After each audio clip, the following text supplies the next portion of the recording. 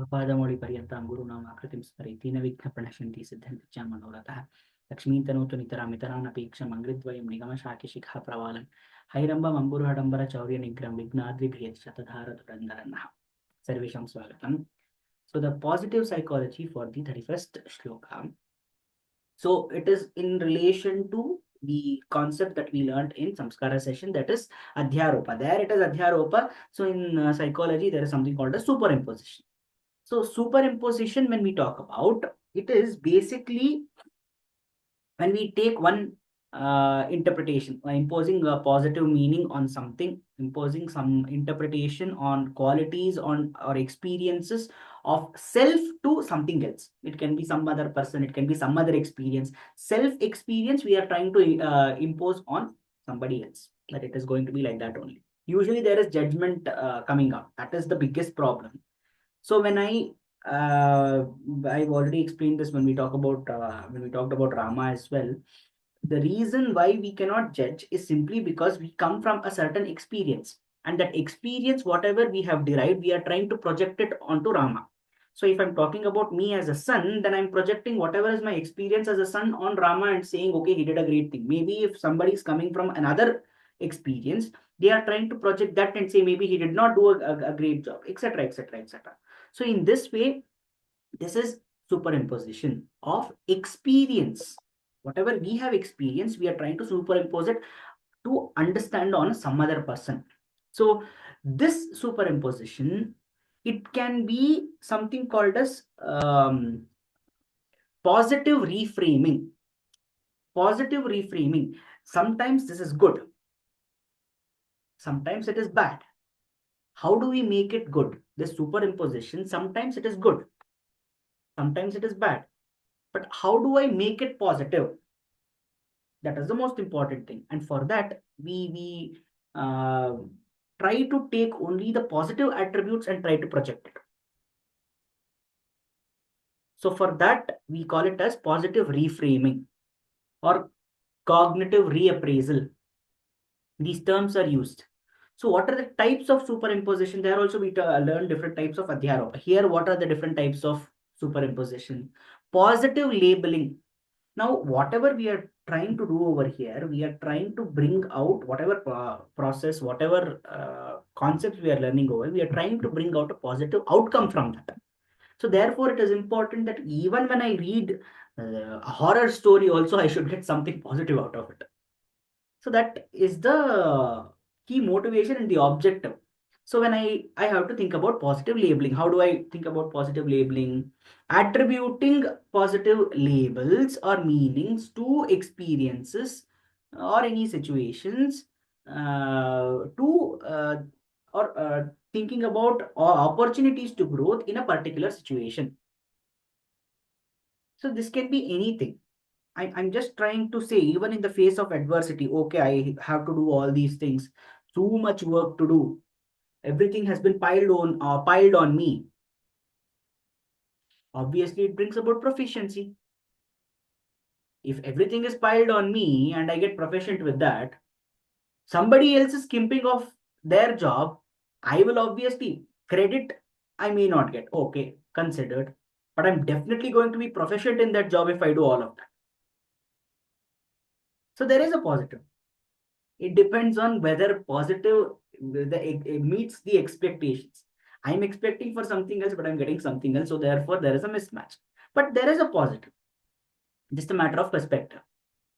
So even in any situation, when I try to bring about the positivity, as they say, whatever happens, happens for the best.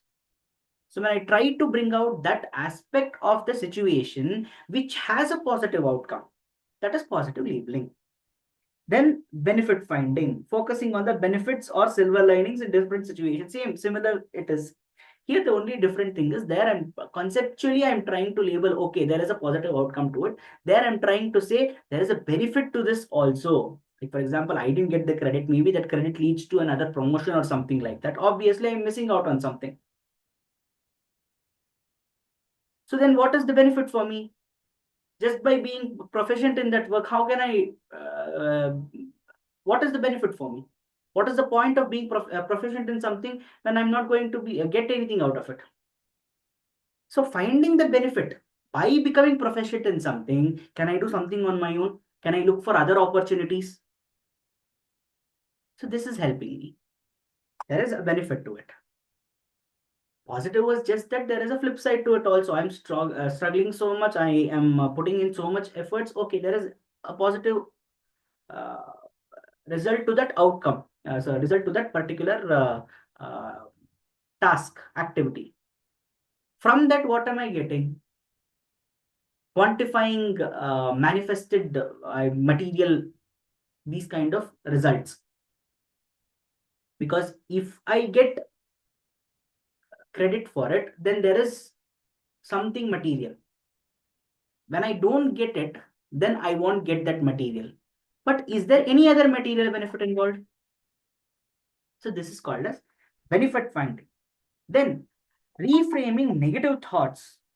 Reframing negative thoughts. Negative thoughts. I don't want to do this. I'm struggling.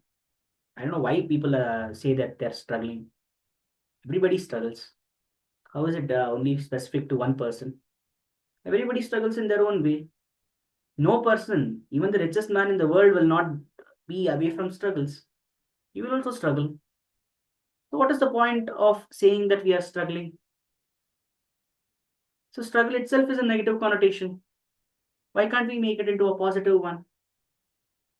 Because struggle relates to victimization.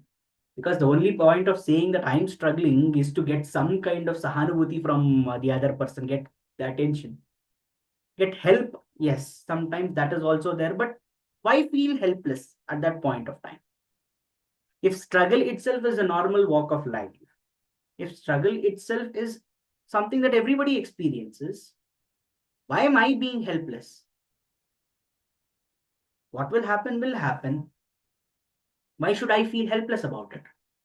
Or even if I feel helpless, why should I feel bad that I'm not able to help? So many complicated questions. So basically saying that these thoughts, ultimately, when I'm thinking like this, the negative connotation must go away. That is, it is not bad to feel helpless. Why should I feel bad of being helpless? Obviously, I'm not in control of everything. So it practically means that something will happen which I don't want. And if I'm not able to change it, yes, I'm helpless, but I don't have to feel bad about it. Emotional stress might be there. That is a different thing. But I don't have to feel bad that I couldn't do anything. That is one thing. In the same way, we can expand this the thought of being a victim to certain things or having a negative connotation. We can actually turn it into a positive one when we do these kind of thinking. So the concept of is to make sure that through our experience, we have to enrich anything positive with some anything negative with positive. Like for example, I've had different experience which has obviously led to something positive. Let me impose that on this. Oh, I was very ill. I wrote an exam and I came out with flying colors. Let me impose that principle by principle to this that also I've been given too much work. I will come out of this with flying colors, like that. So restricting the positive thoughts and then reframing it to something was restricting negative thoughts and reframing it to something positive. This three kinds of superimposition helps in positive psychology. Superimposition has a negative quality also, but we are talking about superimposition and specifically in the realm of positive psychology. So therefore, why it is important is because we were talking about material. We were talking about the base level of well-being. We can only keep that when we are able to retain emotional calmness, stability, and when there is a bad thing also, immediately it will hit us because emotions are like that. But this can help me bring about strong resilience to it. So these concepts are basically uh, helping us to use this imposition to bring about a positive uh, reaffirmation in self. So this is the concept of superimposition in positive psychology. With this we end the positive psychology session. स्वस्ति प्रजाभ्यः प्रतिपालयन्तां न्यायेन मार्गेण महीमहीषा गोब्राह्मणेभ्यो शुभमस्तु नित्यं लोकाः समस्ताः सुखिनो भवन्तु कायेन वाचा मनसेन्द्रियैर्वा बुद्ध्यात्मना वा प्रत्यक्स्वभावात् करोमि यद्यत् सकलं परस्मै नारायणायेति समर्पयामि।